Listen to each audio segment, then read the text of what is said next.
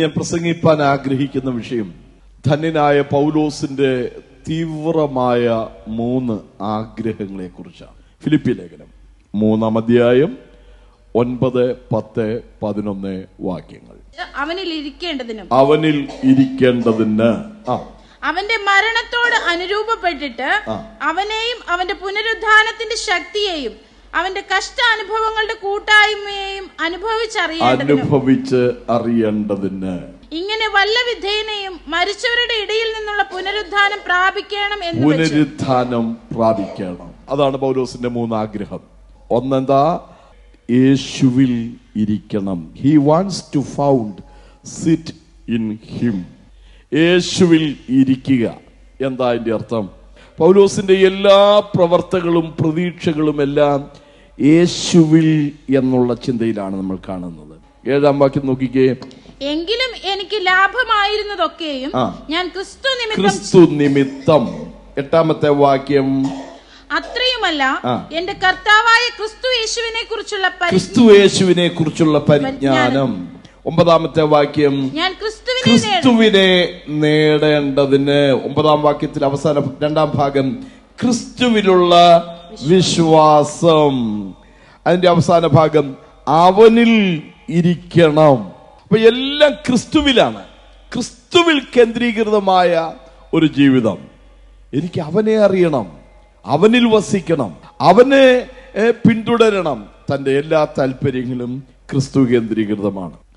ബൈബിളിൽ in Christ എന്നൊരു പദമുണ്ട്. ക്രിസ്തുവിൽ. മലയാളത്തിൽ ആ പദം അത്ര വ്യക്തമല്ല. ഇംഗ്ലീഷിലാണ് ആ പദം കുറച്ചുകൂടി വ്യക്തമായിട്ടുള്ളത്. In Christ. അതുകൊണ്ട് ഇപ്പോൾ ക്രിസ്തുവേശുവിൽ ഉള്ളവർക്ക് ഒരു ശിക്ഷാവധിയുമില്ല.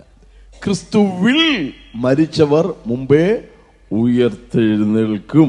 അപ്പോ ഇൻ ക്രൈസ്റ്റ്, ക്രിസ്തുവിൽ.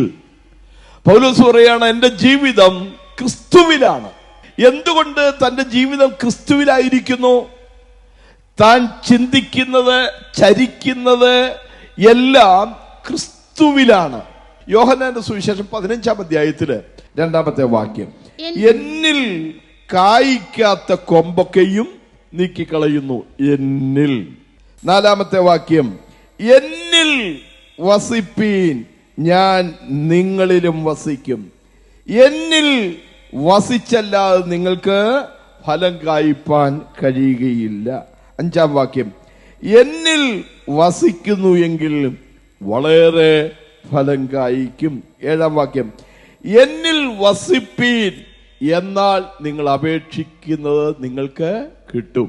ക്രിസ്തുവിൽ വസിക്കുക എത്ര ശ്രേഷ്ഠകരമായ അനുഭവമാണ്. കർത്താവ് പറയുകയാണ് നിങ്ങൾ എന്നിൽ വസിക്കുന്നെങ്കിൽ മാത്രമേ നിങ്ങൾക്ക് ഫലം കായ്ക്കാൻ കഴിയത്തുള്ളൂ. തന്റെ 2-ാമത്തെ ആഗ്രഹം 10-ാമത്തെ വാക്യമാണ്. എനിക്ക് അവനെ അറിയണം. That I may know him. He wants to know Christ more and more. കർത്താവിനെ കൂടുതലായി അറിയാൻ അവൻ ആഗ്രഹിക്കുകയാണ്. അവൻ യേശുവിനെ ആദ്യമായിട്ട് അറിഞ്ഞത് ദമസ്കോസിന്റെ പടിവാതിക്കൽ വെച്ചാണ്. നട്ടുച്ചയ്ക്ക് സൂര്യന്റെ പ്രകാശത്തെ കവിയുന്ന വെട്ടം അവനെ ചുറ്റിമിന്നി അവൻ താഴെ വീണ് കണ്ണ് കാണാത്തവനായി, ശരീരത്തിന്റെ ബലമില്ലാത്തവനായി, പദ്ധതികൾ പാളിപ്പോയവനായി കിടക്കുമ്പോൾ അവൻ ചോദിച്ചു, നീ ആരാകുന്നു കർത്താവേ? നീ ഉപദ്രവിക്കുന്ന നസ്രയനായ യേശു ആകുന്നു ഞാൻ. അന്ന് അവൻ കർത്താവിനെ കണ്ടതാണ്, കർത്താവിനാൽ പിടിക്കപ്പെട്ടതാണ്. തുടർന്നുള്ള ജീവിതത്തിലെ തന്റെ ഭയങ്കര ആഗ്രഹമാണ് എനിക്ക് അവനെ ശരിക്കൊന്നറിയണം. ഫിലിപ്പി ലേഖനം 3-ാം അധ്യായത്തിൽ നിന്നാണ് നമ്മളിപ്പോൾ വായിച്ചത്. 2-ാം അധ്യായത്തിൽ യേശുവിന്റെ ആ താഴ്ചയുടെ പടികൾ കാണുകയാണ്. അവൻ ദൈവത്തോടുള്ള സമത്വം മുറുകെ പിടിച്ചുകൊള്ളണമെന്ന് വിചാരിക്കാതെ ദാസരൂപമെടുത്ത് വേഷത്തിൽ മനുഷ്യനായി മരണത്തോളം, ക്രൂശിലെ മരണത്തോളം അനുസരണമുള്ളവനായി തീർന്നു. അപ്പൊ ഏറ്റവും അത്യുന്നതമായ അവസ്ഥയിൽ വസിച്ചവൻ ഏറ്റവും താണവസ്ഥയിലേക്ക് വന്നില്ലേ? യേശുവിന്റെ വലിയ മഹത്വം എനിക്കൊന്ന് അറിയണം. നമ്മുടെ കർത്താവായ യേശു സമ്പന്നനായിരുന്നിട്ടും അവന്റെ ദാരിദ്ര്യത്താൽ നിങ്ങൾ സമ്പന്നരാകേണ്ടതിന് നിങ്ങൾ നിമിത്തം ദരിദ്രനായി തീർന്ന അവന്റെ കൃപ നിങ്ങൾ അറിയുന്നുവല്ലോ. യേശുവിനെ അറിയുന്നതാണ് വാസ്തവത്തിൽ നിത്യജീവൻ. യോഹന്നാന്റെ സുവിശേഷം 17-ാം അധ്യായം 3-ാമത്തെ വാക്യം, ഏകസത്യ ദൈവമായ നിന്നെയും നീ അയച്ചിരിക്കുന്ന യേശു ക്രിസ്തുവിനെയും അറിയുന്നത് തന്നെ നിത്യജീവനാകുന്നു. അപ്പൊ യേശുവിനെ അറിയുന്നതാ എന്താ നിത്യജീവൻ എന്നുള്ളത്. നമുക്ക് ഒരു വ്യക്തിയെ കുറിച്ച് പല നിലകളിൽ അറിയാൻ പറ്റും. കണ്ടറിയാം, അല്ലേ? കേട്ടറിയാം, വായിച്ചറിയാം. എന്നാൽ യേശുവിനെ വായിച്ചറിയുകയോ കേട്ടറിയുകയോ അല്ല വേണ്ടത്. കർത്താവ് എത്ര നല്ലവനെന്ന് രുചിച്ചറിയുകയും. എനിക്ക് അവനെ അറിയണമെന്ന് പറയുമ്പോൾ തത്വജ്ഞാനത്തിലൂടെ അല്ല എനിക്ക് അവനെ അറിയേണ്ടത്. ചരിത്രത്തിൽ വ്യവഹരിച്ച ഒരു വ്യക്തിയായിട്ടല്ല എനിക്ക് യേശുവിനെ അറിയേണ്ടത്. ഞാൻ അറിയും തോറും അവന്റെ ആളത്വം എത്ര അഗോചരമാണ്. അവനിലല്ലോ ദൈവത്തിന്റെ സർവസമ്പൂർണതയും ദേഹരൂപമായി വസിക്കുന്നത്. അവൻ അദൃശ്യനായ ദൈവത്തിന്റെ പ്രതിമയാണ്. സകലവും അവൻ മുഖാന്തരമാണ് സൃഷ്ടിക്കപ്പെട്ടത്. അവൻ സകലത്തിന് മുമ്പേ ഉള്ളവൻ, സകലത്തിനും ആധാരമായിരിക്കുന്നവൻ. എനിക്ക് അവനെ ഒന്ന് അറിയണം. ദൈവത്തെ അറിയാൻ ആഗ്രഹിച്ച രണ്ട് വ്യക്തികളെ ഞാൻ നിങ്ങൾ ശ്രദ്ധയിലേക്ക് കൊണ്ടുവരാം. ദാവീദിന്റെ ആഗ്രഹം, എനിക്കവനെ അറിയണം. 27-ാം സങ്കീർത്തനം 4-ാമത്തെ വാക്യം, ഞാൻ യഹോവയോട് ഒരു കാര്യം അപേക്ഷിച്ചു, അത് തന്നെ ഞാൻ ആഗ്രഹിക്കുന്നു, യഹോവയുടെ മനോഹരത്വം കാണുവാൻ. ഒരാഗ്രഹം, യഹോവയുടെ മനോഹരത്വം കാണണം, അവന്റെ മന്ദിരത്തിൽ ധ്യാനിക്കണം, എന്റെ ആയുഷ്കാലമൊക്കെയും യഹോവയുടെ ആലയത്തിൽ പാർക്കണം. ആഗ്രഹം, തീവ്രമായ ആഗ്രഹം, ആത്മീയമായ ആഗ്രഹം. നമ്മുടെയൊക്കെ ആഗ്രഹം ഭൂമിയുമായി ബന്ധപ്പെട്ടുള്ളതാണ്. പക്ഷെ പൗലോസ് പറയാണ്, ദമസ്കോസിന്റെ പടിവാതിൽക്ക് വെച്ച് എന്നെ സന്ദർശിച്ച ഒരു ക്രിസ്തു ഉണ്ട്. അവൻ ഇവിടെ ജീവിച്ചു മരിച്ചു പോയിട്ടില്ല, അവൻ ഇന്നും ജീവിക്കുന്നുണ്ട്. എനിക്ക് അവനെ കുറെ കൂടെ അറിയണം. സങ്കീർത്തനക്കാരന്റെ ആഗ്രഹം പറയാണ്, എനിക്കവനെ അറിയണം. മോശെ ഒരിക്കൽ ദൈവത്തോട് പറഞ്ഞു, പുറപ്പാട് പുസ്തകം 33-ാം അധ്യായം 13-ാം വാക്യം, ആകയാൽ എന്നോട് കൃപയുണ്ടെങ്കിൽ നിന്റെ വഴി എന്നെ അറിയിക്കണമേ. നിനക്ക് എന്നോട് കൃപയുണ്ടാകുവാൻ തക്കവണ്ണം ഞാൻ നിന്നെ അറിയുമാറാകട്ടെ. മോശയുടെ ആഗ്രഹം, എനിക്ക് നിന്നെ ഒന്ന് അറിയണം. 40 ദിവസം സിനായി മലയിലേക്ക് ദൈവം ഇറങ്ങി വന്ന് അവനോട് സംസാരിച്ചില്ലേ? ഇടിമുഴക്കത്തിന്റെ മറവിൽ നിന്നാണ് ദൈവം അവനോട് സംസാരിച്ചത്. എന്നാൽ അവന്റെ ആഗ്രഹം ദൈവത്തോട് പറഞ്ഞു, ദൈവമേ, എനിക്ക് നിന്നെ ഒന്ന് അറിയണം, നിന്റെ വഴി എന്നെ അറിയിക്കണം. ദൈവം എന്താ ചെയ്തത്? സംഖ്യാപുസ്തകം 12-ാം അധ്യായം 7-8 വാക്യം, എന്റെ ദാസനായ മോശയോ അങ്ങനെയല്ല, അവൻ എന്റെ ഗ്രഹത്തിലൊക്കെയും വിശ്വസ്തനാകുന്നു. അടുത്തത്, അവനോട് ഞാൻ അരുളി ചെയ്തത് മറപൊരുളായിട്ടല്ല, അഭിമുഖമായിട്ടും സ്പഷ്ടമായിട്ടും അത്രേ. എനിക്ക് അവനെ അറിയണം, എനിക്ക് ദൈവത്തെ അറിയണമെന്ന് ആ വലിയ അദമ്യമായ ആഗ്രഹം വ്യക്തമാക്കിയവനോട് ദൈവം പറയാണ്, ഞാൻ അവനോട് സംസാരിക്കുന്നത് ഇനി മറപൊരുളായിട്ടല്ല, അഭിമുഖമായും സ്പഷ്ടമായിട്ടും അത്രേ. അതുകൊണ്ടാണ് തിരുവെഴുത്തിൽ വായിക്കുന്നത്, ഒരുത്തൻ തന്റെ കൂട്ടുകാരനോട് സംസാരിക്കുന്നത് പോലെ യഹോവ മോശയോട് സംസാരിച്ചു. എനിക്ക് അവനെ അറിയണം. ക്രിസ്തുവിനെ അറിയണം എന്ന് പറഞ്ഞപ്പോൾ രണ്ട് പ്രധാന കാര്യങ്ങൾ അറിയാനാണ് പൗലോസിനോട് ആഗ്രഹിക്കുന്നത്. ക്രിസ്തുവിന്റെ കഷ്ടാനുഭവങ്ങളുടെ കൂട്ടായ്മ എനിക്ക് അനുഭവിച്ചറിയണം. ഫിലിപ്പിയ ലേഖനം 3:11. അവന്റെ കഷ്ടാനുഭവങ്ങളുടെ കൂട്ടായ്മയെയും അനുഭവിച്ചറിയേണ്ടതിന് എനിക്ക് അവനെ അറിയണം. അവന്റെ കഷ്ടാനുഭവങ്ങളുടെ കൂട്ടായ്മ എനിക്ക് അനുഭവിച്ചറിയണം. പൗലോസിന്റെ ചില അനുഭവങ്ങൾ നിങ്ങൾ നോക്കണം. താൻ കർത്താവിന് വേണ്ടി കഷ്ടതകൾ സഹിക്കുന്നതിൽ സന്തോഷിക്കുന്നവനായിരുന്നു. ഗലാത്യ ലേഖനം 6-ാം അധ്യായം 17-ാം വാക്യം, ഇനി ആരും എനിക്ക് പ്രയാസം വരുത്തരുത്, ഞാൻ യേശുവിന്റെ ചൂടടയാളം എന്റെ ശരീരത്തിൽ വഹിക്കുന്നു. ഇനി ആരും എന്നെ പ്രയാസപ്പെടുത്തരുത്, യേശുവിന്റെ ചൂടടയാളം എന്റെ ശരീരത്തിൽ വഹിക്കുന്നു. പഴയ കാലത്ത് അടിമകളെ പിടിച്ചുകൊണ്ടുവന്നു. ഈ അടിമ ജീവിതകാലം മുഴുവൻ എന്റെ സ്വന്തമാണെന്ന് വരുത്താൻ വേണ്ടി മുതലാളി ഒരു കാര്യം ചെയ്യും, ഒരു ഇരുമ്പെടുത്ത് തീക്കകത്തിട്ട് പഴുപ്പിക്കും. ആ പഴുത്ത ഇരുമ്പ് അവന്റെ ശരീരത്തിലേക്ക് വയ്ക്കും. ആ മാംസമൊക്കെ വെന്ത് കരിഞ്ഞ് ആ ഇരുമ്പ് ദണ്ണിന്റെ രൂപം അതിൽ ഉല്ലേഖനം ചെയ്യപ്പെടും. അപ്പൊ ഈ അടയാളം കാണുമ്പോഴൊക്കെ അറിയാം ഈവൻ ഇന്ന വ്യക്തിയുടെ സ്വന്തമാണ്. പൗലോസ് പറയുന്നു, ഞാൻ എന്റെ ശരീരത്തിൽ ഒരു ചൂടടയാളം വഹിക്കുന്നു, അത് യേശു ക്രിസ്തുവിന്റെ ചൂടടയാളമാണ്. 2 കൊരിന്ത്യർ ലേഖനം 12-ാം അധ്യായം 10-ാമത്തെ വാക്യം. അതുകൊണ്ട് ഞാൻ ക്രിസ്തുവിന് വേണ്ടി ബലഹീനത, കയ്യേറ്റം, ബുദ്ധിമുട്ട്, ഉപദ്രവം, ഞെരുക്കം എന്നിവ സഹിപ്പാൻ ഇഷ്ടപ്പെടുന്നു. ക്രിസ്തുവിന്റെ കഷ്ടാനുഭവങ്ങളുടെ കൂട്ടായ്മ എനിക്ക് അനുഭവിച്ചറിയണം. ക്രിസ്തുവിന് വേണ്ടി ബലഹീനത, കയ്യേറ്റം, ബുദ്ധിമുട്ട്, ഉപദ്രവം, ഞെരുക്കം എന്നിവ സഹിപ്പാൻ ഞാൻ ഇഷ്ടപ്പെടുന്നു. റോമാലേഖനം 8:35 മുതൽ 39 വരെയുള്ള വാക്യങ്ങളിൽ ക്രിസ്തുവിന് വേണ്ടി താൻ സഹിച്ച 12 വിധ കഷ്ടതകൾ അക്കമിട്ട് പറയുകയാണ്.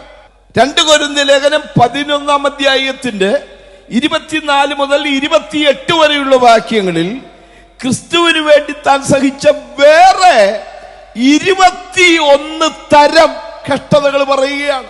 12ഉം 21ഉം 33. ഇത്രയും കഷ്ടതകൾ നമ്മൾ ആരെങ്കിലും സഹിച്ചോ? 2 കൊരിന്ത്യർ ലേഖനം 1-ാം അധ്യായത്തിലേക്ക് വന്നാട്ട് അതിന്റെ 4-5 വാക്യങ്ങൾ. ഞങ്ങൾക്കുള്ള കഷ്ടത്തിലൊക്കെയും അവൻ ഞങ്ങളെ ആശ്വസിപ്പിക്കുന്നു. ഞങ്ങൾ കഷ്ടമനുഭവിക്കുന്നു എങ്കിലും അത് നിങ്ങളുടെ ആശ്വാസത്തിനാണ്. 6-ാം വാക്യം. ഞങ്ങൾ സഹിക്കുന്ന കഷ്ടങ്ങൾ, ക്രിസ്തീയ ജീവിതം പൂമത്തെയല്ല. ക്രിസ്തുവിൽ ഭക്തിയോടെ ജീവിപ്പാൻ ആഗ്രഹിക്കുന്നവർക്കൊക്കെയും ഉപദ്രവമുണ്ടാകും. ഒരിക്കൽ ശിഷ്യന്മാർ ചോദിച്ചു, കർത്താവേ, ഞങ്ങളെല്ലാം വിട്ടിട്ട് നിന്നെ അനുഗമിച്ചല്ലോ, ഞങ്ങൾക്ക് എന്ത് കിട്ടും? കർത്താവ് പറഞ്ഞു, എന്റെ നിമിത്തം എന്തെങ്കിലും നിങ്ങൾ വിട്ടിട്ടുണ്ടെങ്കിൽ 100 മടങ്ങ് തരും. പക്ഷെ ഒരു പദവും കൂടെ ചേർത്താ പറഞ്ഞ്, കഷ്ടങ്ങളോടുകൂടെ, അല്ലെ, ഉപദ്രവങ്ങളോടുകൂടെ 100 മടങ്ങ്.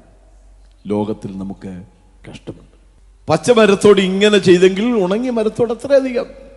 ക്രിസ്തുവിനെ ഉപദ്രവിച്ച ലോകം ക്രിസ്തുവിന്റെ ഭക്തന്മാരെയും ഉപദ്രവിക്കും.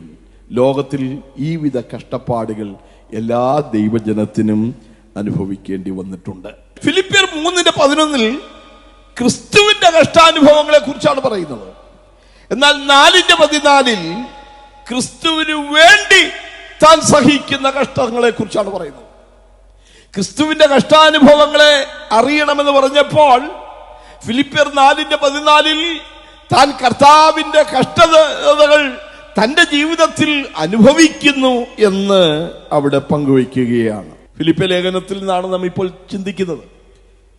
അത് മനസ്സിലാക്കണമെങ്കിൽ തെസ്സലോനിക്ക ലേഖനത്തിലെ ഒരു വാക്യം വായിക്കണം. 1 തെസ്സലോനിക്ക ലേഖനം 2-ാം അധ്യായം 2-ാം വാക്യം. നിങ്ങൾ അറിയും പോലെ ഞങ്ങൾ ഫിലിപ്പിയിൽ വെച്ച് കഷ്ടവും അപമാനവും അനുഭവിച്ചിട്ടും വലിയ പോരാട്ടത്തോടെ ദൈവത്തിന്റെ സുവിശേഷം നിങ്ങളോട് പ്രസംഗിപ്പാൻ ഞങ്ങളുടെ ദൈവത്തിൽ ധൈര്യപ്പെട്ടിരുന്നു. ഫിലിപ്പിയിൽ വെച്ച് എന്താ സഹിച്ചത്? കഷ്ടവും അപമാനവും അനുഭവിച്ചു.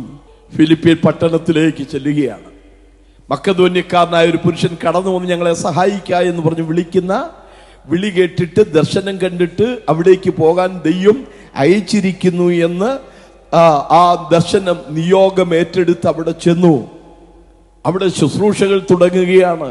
പക്ഷേ ആദ്യമൊന്നും അനുകൂലമായ അവസ്ഥകളായിരുന്നില്ല. ഒരു വെളിച്ചപ്പാടത്തിയായ പെൺകുട്ടിയിലുള്ള ദുരാത്മാവിനെ ശാസിച്ചതിനെ തുടർന്ന് അവർക്ക് ഒരുപാട് കഷ്ടവും അപമാനവും അനുഭവിക്കേണ്ടി വന്നു. അപ്പോസ്തല പ്രവൃത്തികളുടെ പുസ്തകം 16-ാം അധ്യായം 22-ാമത്തെ വാക്യം. പുരുഷാരം അവരുടെ നേരെ ഇളകി, അധിപതികൾ അവരുടെ വസ്ത്രം പറിച്ചുരിഞ്ഞ് കോൽ കൊണ്ട് അവരെ അടിപ്പാൻ കൽപ്പിച്ചു. വസ്ത്രം വലിച്ച് ഉരിഞ്ഞു കീറി. 23-ാമത്തെ വാക്യം. അവരെ വളരെ അടുപ്പിച്ച ശേഷം തടവിലാക്കി കാരാഗ്രഹ പ്രമാണിയോട് അവരെ സൂക്ഷ്മത്തോടെ കാപ്പാൻ കൽപ്പിച്ചു. വളരെ അടുപ്പിച്ച ശേഷം 24-ാമത്തെ വാക്യം. അവൻ ഇങ്ങനെയുള്ള കൽപ്പന കിട്ടുകയാൽ അവരെ അകത്തെ തടവിലാക്കി അവരുടെ കാൽ ആമത്തിലിട്ട് പൂട്ടി. മുകളിൽ വായിക്കുകയാണ്, ചന്തസ്ഥലത്ത് പ്രമാണികളുടെ അടുക്കലേക്ക് വലിച്ചിഴച്ചു കൊണ്ടുപോയി. ഫിലിപ്പിയിൽ വെച്ച് ഞങ്ങൾ വളരെ കഷ്ടവും അപമാനവും അനുഭവിച്ചു എന്ന് പറയുമ്പോൾ അതിന്റെ ചരിത്രപരമായ കാര്യമാണ് അപ്പോസ്തല പ്രവൃത്തികളുടെ പുസ്തകം 16-ാം അധ്യായത്തിൽ നമ്മൾ വായിക്കുന്നത്. എന്തൊക്കെയാണ്? 1, ചന്തസ്ഥലത്ത് പ്രമാണികളുടെ അടുക്കിലേക്ക് വലിച്ചു കൊണ്ടുപോയി. 2, അവളുടെ വസ്ത്രം പറിച്ചുരിഞ്ഞു. 3, വളരെ അടുപ്പിച്ച ശേഷം തടവിലാക്കി. 4, കാൽ ആമത്തിലിട്ട് പൂട്ടി. 5, ഇവരെ സൂക്ഷ്മത്തോടെ കാക്കുവാൻ കാരാഗ്രഹ പ്രമാണിക്ക് നിർദ്ദേശം നൽകപ്പെട്ടു. ആരെയെ വലിച്ചിഴച്ചോണ്ട് പോയെന്നറിയാമോ? കണക്കുകളൊക്കെ പറയുന്നത് ശരിയാണെങ്കിൽ അക്കാലത്ത് കോടിക്കണക്കിന് സ്വത്തുള്ള ഒരു മനുഷ്യന്റെ മകൻ.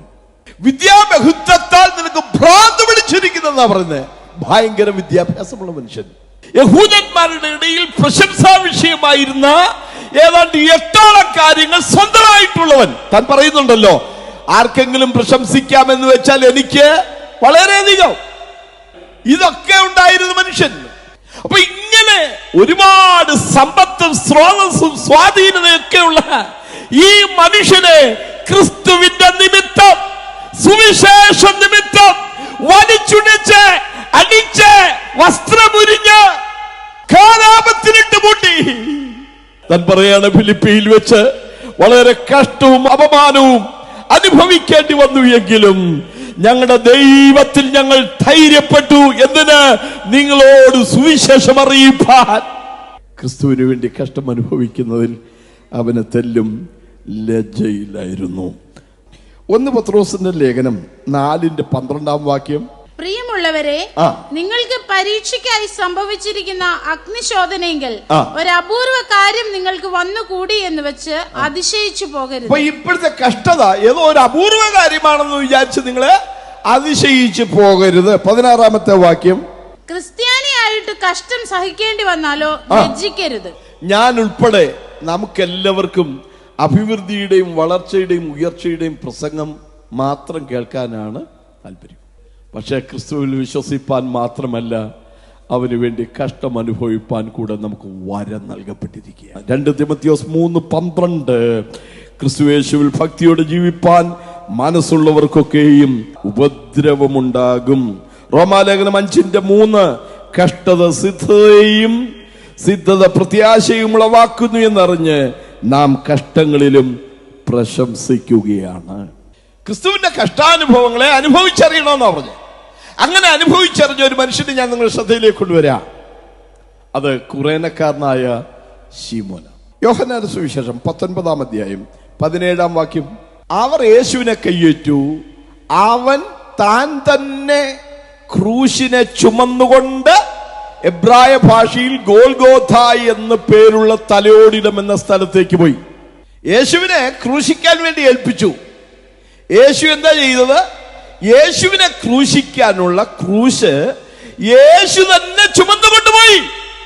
പക്ഷെ ആ പോക്കിൽ യേശു മരിച്ചു പോകാൻ, മാനുഷിക രീതിയിൽ മരിച്ചു പോകാൻ സാധ്യതയുണ്ട് എന്ന് മനസ്സിലാക്കിയ റോമൻ പട്ടാളക്കാർ അതുവഴിയായി വന്ന കുറേനക്കാരനായ ശീമോൻ എന്നൊരു മനുഷ്യനെ പിടിച്ച് യേശുവിന്റെ ക്രൂശ് ചുമപ്പാൻ നിർബന്ധിച്ചു. ലൂക്കോസ് 23:26. അവനെ കൊണ്ടുപോകുമ്പോൾ ശീമോൻ എന്ന കുറേനക്കാരനെ പിടിച്ച് ക്രൂശ് ചുമപ്പിച്ച് യേശുവിന്റെ പിന്നാലെ നടക്കുമാറാക്കി. പിൽക്കാലത്ത് എന്ത് സംഭവിച്ചു? താൻ ഒരു കൃഷിക്കാരനായിരുന്നു. പക്ഷെ എന്ത് സംഭവിച്ചെന്നറിയാമോ? അപ്പോസ്തലപ്രവൃത്തി 13:1-2 വാക്യങ്ങളിൽ അന്ത്യോക്യയിലെ സഭയിലെ 7 ഉപദേഷ്ടാക്കന്മാർ, അതിലൊരാളെ കുറിച്ച് നമ്മൾ വായിക്കുന്നു, നീഗർ എന്നു പേരുള്ള ശിമോൻ.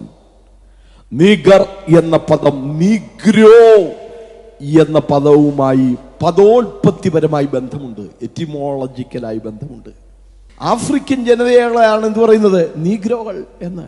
തന്റെ ഭാര്യ, റോമാലേഖനത്തിൽ പൗലോസ് പറയാണ്, എനിക്കും അമ്മയായ അവന്റെ അമ്മയ്ക്ക് വന്ദന ചെല്ലുവീൻ.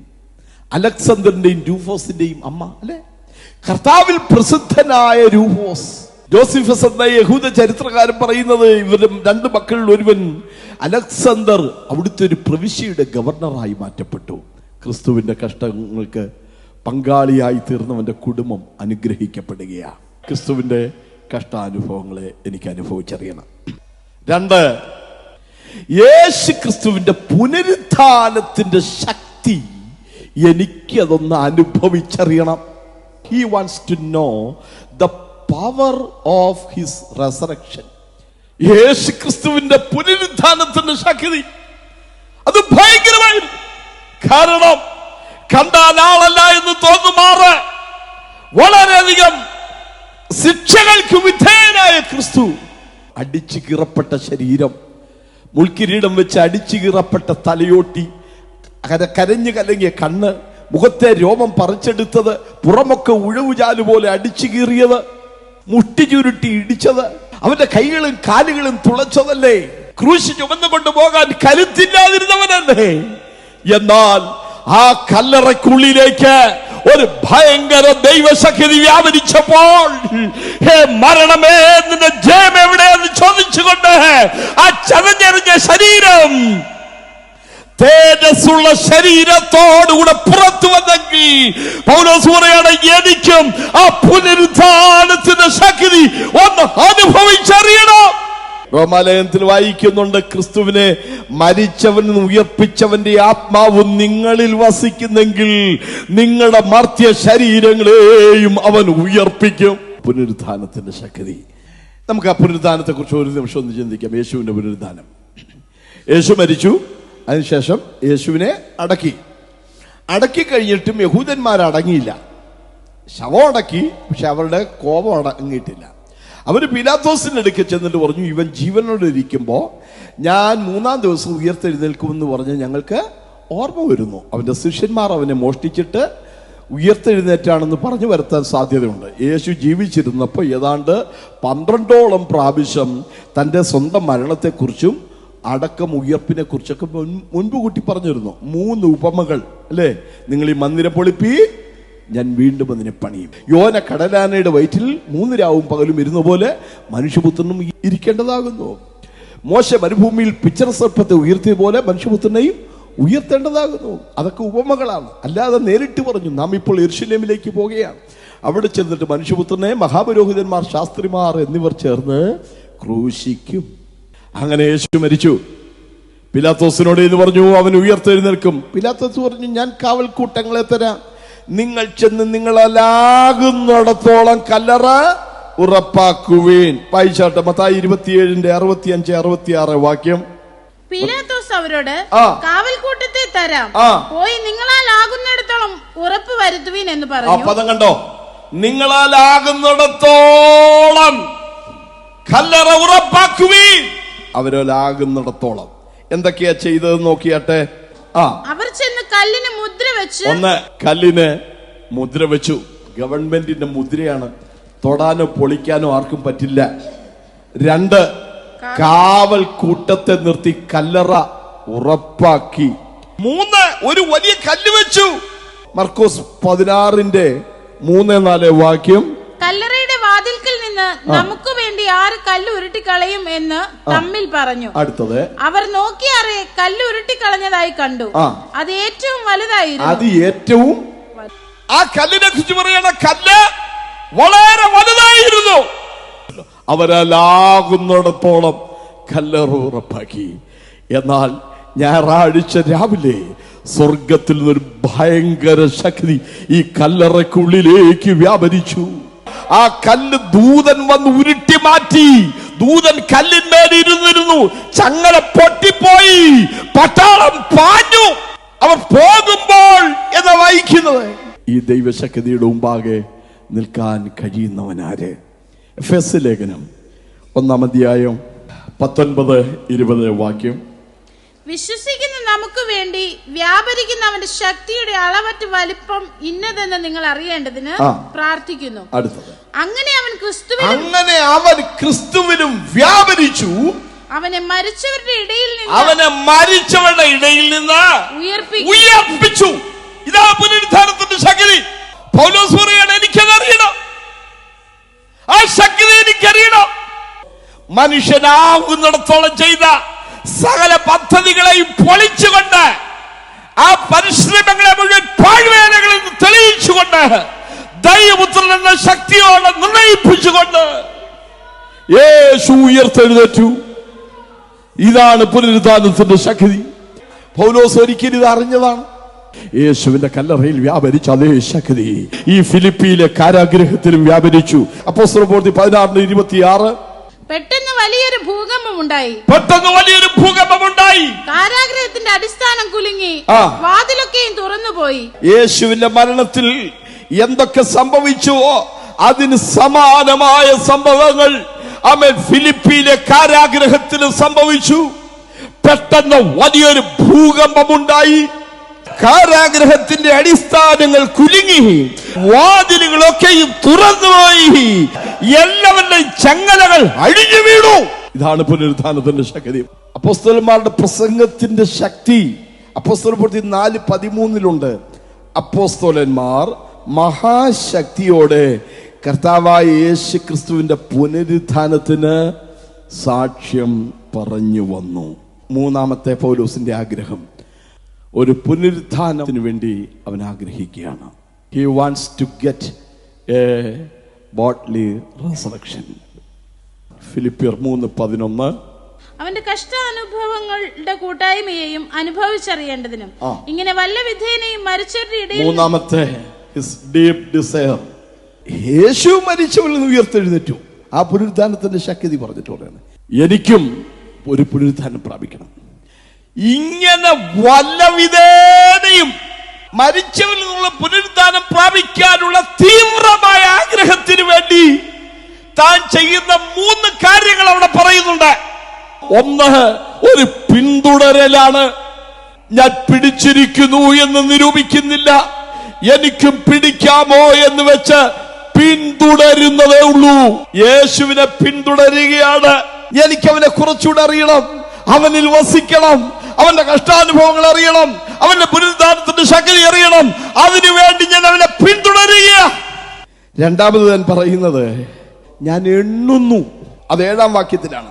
എനിക്ക് ലാഭമായിരുന്നതൊക്കെയും ക്രിസ്തു നിമിത്തം ഞാൻ ഛേദമെന്ന് എണ്ണുന്നു. 11-ാമത്തെ വാക്യത്തിൽ എല്ലാം ചവറ് എന്ന് എണ്ണുന്നു. 8-ാമത്തെ വാക്യത്തിൽ ഇപ്പോഴും എല്ലാം ചവറ് എന്ന് എണ്ണുന്നു. റോമർ 8:18 നമ്മിൽ വെളിപ്പെടുവാനുള്ള തേജസ് വിചാരിച്ചാൽ ഈ കാലത്തിലെ കഷ്ടങ്ങൾ സാരമില്ല എന്നെണ്ണുന്നു. അങ്ങനെ വിലമതിച്ച ഒരു മനുഷ്യൻ പഴയ നിയമത്തിലുണ്ട്. എബ്രായ ലേഖനം 11:26 വാക്യം, മിസ്രയീമിലെ നിക്ഷേപങ്ങളെക്കാൾ ക്രിസ്തുവിന്റെ നിന്ന വലിയ ധനം എന്ന് എണ്ണുകയും ചെയ്തു. കണ്ടോ, ഫറവോന്റെ പുത്രിയുടെ മകനെന്ന് വിളിക്കപ്പെടുന്നത് നിരസിച്ചു. മിസ്രൈമിലെ കുമിഞ്ഞുകൂടി കിടക്കുന്ന സ്വത്തിനേക്കാൾ ക്രിസ്തുവിന്റെ നിന്നയാണ് വലിയ ധനമെന്ന് അവൻ വിലമതിച്ചു, എണ്ണി. ദൈവജനത്തോടുകൂടെ കഷ്ടം അനുഭവിക്കുന്നതാണ് നല്ലത് എന്ന് അവൻ തിരഞ്ഞെടുത്തു.